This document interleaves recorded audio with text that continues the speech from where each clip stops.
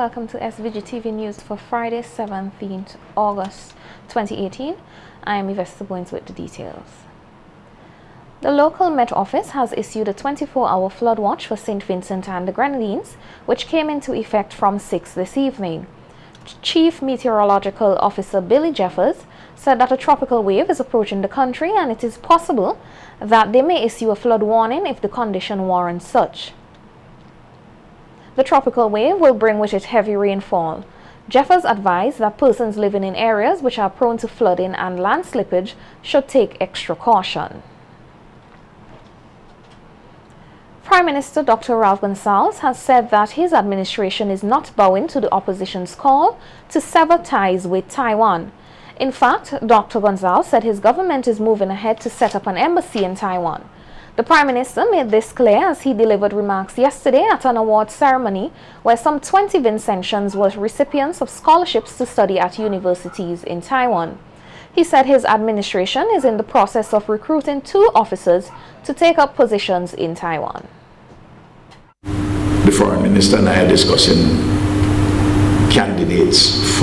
possible candidates for the position of Ambassador and Minister Counselor, the two positions, and we will come to a conclusion about them pretty soon. There are at present 60 students studying in Taiwan, and their representative is a Vincentian who is employed with Taiwan's Foreign Affairs Ministry. Dr. Gonsalves said diplomatic relations between SVG and Taiwan date back to 1980, almost the same time as this country's political independence. Now that the opposition has made known its intention that once in office it will cut ties with Taiwan, he said he will be treating this matter as a foreign policy issue and is prepared to publicly debate it. Announced that if they get into office, they're going to break relations with Taiwan and establish relations with the People's Republic of China. That's part of their stated public policy. Well, I'm prepared for that debate before the electorate, and I will speak to that as an important foreign policy issue. Dr. Gonsalves highlighted the many contributions of the Taiwan government to SVG, including the construction of roads and bridges. Most importantly is the yearly scholarships offered to Vincentians to study in Taiwan. PM Gonsalves said the two countries share commonalities and values which have helped strengthen their relations. We share the values of democracy, the rule of law, of human rights, and of a mixed economy. The state is involved, the private sector is involved, the cooperative sector is involved. We share those things in common. And we share something in common too, that we are islands. 3 Vincentians have secured scholarships to study for 1 year in the United Kingdom come September. They are Natisha Alexander, a teacher at the Union Island Secondary School, Kesley Cambridge, Youth Affairs and Cadet Officer attached to the Ministry of National Mobilization, and Tedra Kirby, a lecturer at SVG Community College. Alexander will be pursuing studies in quantitative finance and mathematics at the Heriot-Watt University, Edinburgh, Scotland, while Cambridge will be pursuing applied criminology and forensic psychology studies at Napier, Edinburgh University, and Kirby will be studying corporate communications, marketing and public relations at Leeds University. A release from the Ministry of Foreign Affairs states that this year, SVG secured the most places under the Chevening Scholarship Program from the Eastern Caribbean Islands. The scholars are expected to return and assist with the development of SVG in their respective fields. Chevening is an international awards program offered by the UK government aimed at developing global leaders. It is funded by the Commonwealth Office and partner organizations. The other successful applicants are from Antigua and Barbuda, Barbados, Dominica, St. Kitts Nevis and St. Lucia. Meanwhile, the application period for the 2019-2020 scholarship is now open and Vincentians are being encouraged to apply. Kyle De Silva, the top performer for the Mountain View Adventist Academy in the 2018 CSEC examinations, has pointed to preparation and encouragement from his parents as key factors in his academic success at the exams. De Silva successfully sat 16 subjects, receiving 15 grade 1s and 1 grade 2. He was one of 2 outstanding performers who obtained 16 subject passes. De Silva told SVG-TV News that the preparations were much more difficult than the exams he sat. So leading up to the exam was definitely the hardest part of it. The exam itself wasn't as difficult as the preparation because we had to finish the syllabus work and we had SBAs being tidied up as well. But the preparation, it wasn't as stressful as I thought it would be, even though it was the hardest. Because I still was able to come home on evenings and take a break, relax, watch on TV, talk to my friends a bit.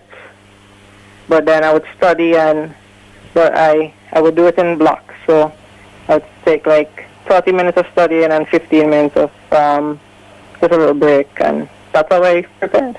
De Silva said his results are proof that quality results can come from any school once students are focused and work hard. It definitely shows that even though our resources may be limited or we may be lacking, we still can produce that level of students. But I do have to say that it takes a lot of personal work, because I did 8 subjects on my own as well, and my parents played an essential role in helping me get ready for the exam. My mom actually taught me 3 subjects, and I think that though the school is important, it still has to be on the shoulders of the student preparing for the exam. De Silva took the opportunity to share some advice with other students. As the work got stressful and overwhelming, the piece of advice that really helped me continue was from my mom and dad. They always encouraged me never to give up and to never settle for comfort. They said, when you're comfortable, it doesn't help you to advance. But if you move to a point of uncomfort to push yourself, that's when you allow yourself to grow and be better. So I think that's the most important piece of advice I could give. The police traffic branch will be moving to clamp down on loud music in motor vehicles. This from Inspector Henry Providence of the traffic branch, who said that motorists who are in breach of the regulations in relation to loud music will be pursued with renewed vigor. Inspector Providence told SVG-TV News that in the past, the traffic branch suffered setbacks in the courts due to the lack of a proper interpretation of what is a musical instrument under the Traffic Act. But the Attorney General's chambers and a former Attorney General have provided guidance that will allow them to pursue such persons under a different piece of legislation. He said the traffic branch will now be using the provisions under the Noise Act and explained what that law considers a musical instrument. Because there was not an interpretation per se under the Traffic Act, but there is an interpretation under the Noise Act. And what they advise us that that interpretation under the Noise Act can be used to interpret what is a musical instrument. And the Noise Act speaks about musical instrument being a radio receiver, a television receiver, a tambourine, a drum set. All these are musical instruments. And it also speaks about any other issues, any other item that is used for the making of musical songs. So a speaker in your motor vehicle that is used for making musical songs, that can be termed a musical instrument. And that is the interpretation that we have thus far. We have also seek guidance from Mr. Panel Campbell. He's a veteran in these sort of things, and he has also given us the assurance that we are on the right path in regards to the interpretation of one act to interpret something from another. So we are going to proceed again with the whole prosecuting of persons using musical instruments in their vehicle. Providence said the traffic branch will be tackling the issue of loud music from vehicles head-on from next Tuesday. So if you know you are in the habit of using these instruments in your vehicles, whether it be a radio receiver or a speaker back to amplify music, once you know you're in the habit of using them and disturbing persons as well, we are going to be very forceful, as I said, come off next week.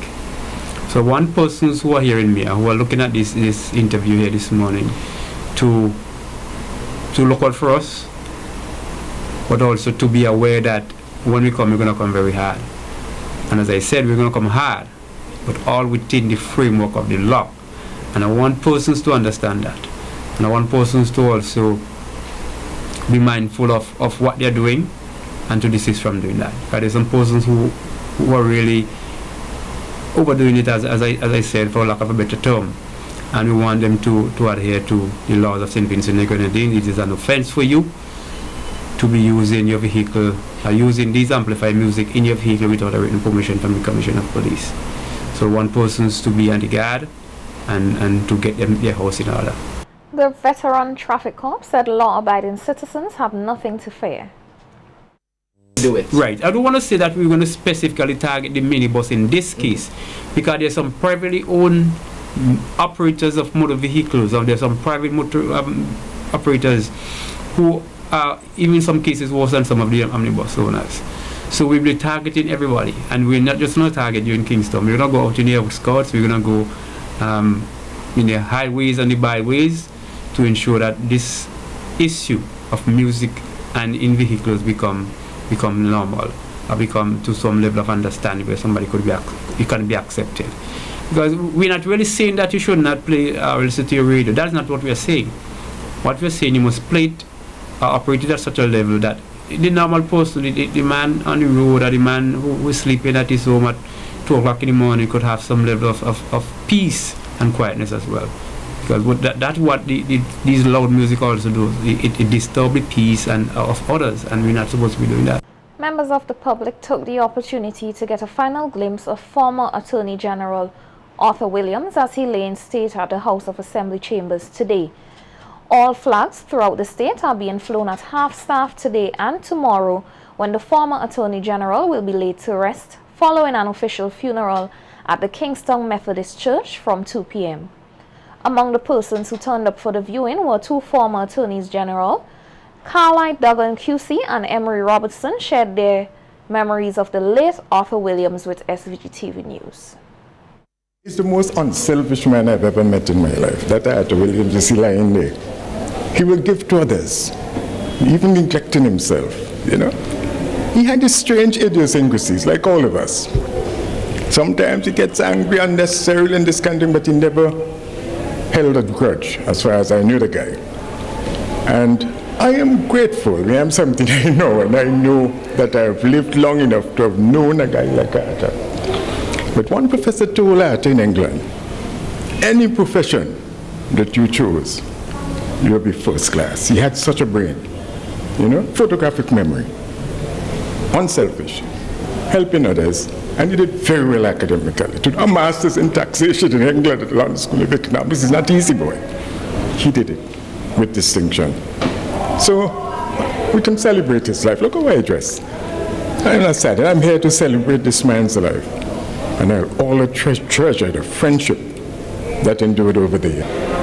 Now, Mr. Williams will be remembered, of course, in introducing the law into Parliament called the Status of Children Act, where he removed the disabilities which existed between what we then used to call bastards and those who were legitimate.